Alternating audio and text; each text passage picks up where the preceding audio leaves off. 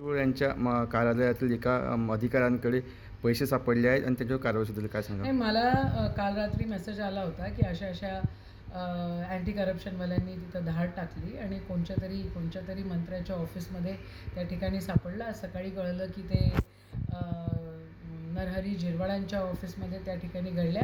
खरं BJPचं हे षडयंत्र असू शकतं नरहरी झिरवाळांना त्या ठिकाणी बदनाम करण्याचं. पण त्याच्या पलीकडे माझं ठाम मत असं आहे की आत्ता मंत्रालयामध्ये ह्याच गोष्टी सुरू आहे आणि कोणत्याही मंत्रालयामध्ये तुम्ही जा, कोणाच्याही ऑफिसमध्ये जा, टक्केवारीचा हिशोब तिथे आहे आणि आता तो लोकांसोबत त्याचं त्याचं उघड झालेलं आहे. तर प्रत्येक मंत्र्याच्या ऑफिसमध्ये ह्या गोष्टी मोठ्या प्रमाणामध्ये महाराष्ट्रामध्ये सुरू आहे. टक्केवारीचं सरकार त्या ठिकाणी बसलेलं आहे असंच मी म्हणेन.